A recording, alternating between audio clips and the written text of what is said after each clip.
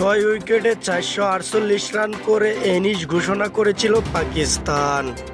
সেই টেস্টেই কিনা স্বাগতিকদের 10 উইকেটের বড় ব্যবধানে হারায় বাংলাদেশ।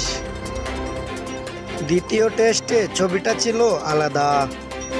26 রান 6 উইকেট হারিয়েছিল যেই টাইগাররা, তারাই নাকি এখন ঘুরে দাঁড়ানোর ইতিহাস। শুরুতে ক্রিজে কুকুয়া হওয়া দলটা উল্টো বিপি চটকায় পাক পেসারদের। 6 উইকেটের জয়ে বাংলা ওয়াশ পাকিস্তান।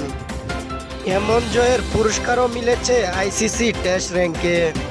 যদিও আগের 9 নম্বর জায়গাটি বদলায়নি, কিন্তু রেটিং বেড়েছে 1323 পয়েন্ট ও 66 রেটিং নিয়ে রাহুল গন্ডারের মতো হুঙ্কার দিচ্ছেন পাকিস্তানকে বাংলাদেশ। পাকিস্তানকে জব্বর ধুলাই দিয়ে ব্যাটিংয়ের র্যাঙ্কিংয়ে তুলেছেন মিরাজরা। তারই সাথে আরও 12 ধাপ পেরিয়ে 15 নম্বরে উঠে এসেছেন রিটন দাস। 628 রেটিং নিয়ে রিটন এখন বাংলাদেশের সেরা ব্যাটার।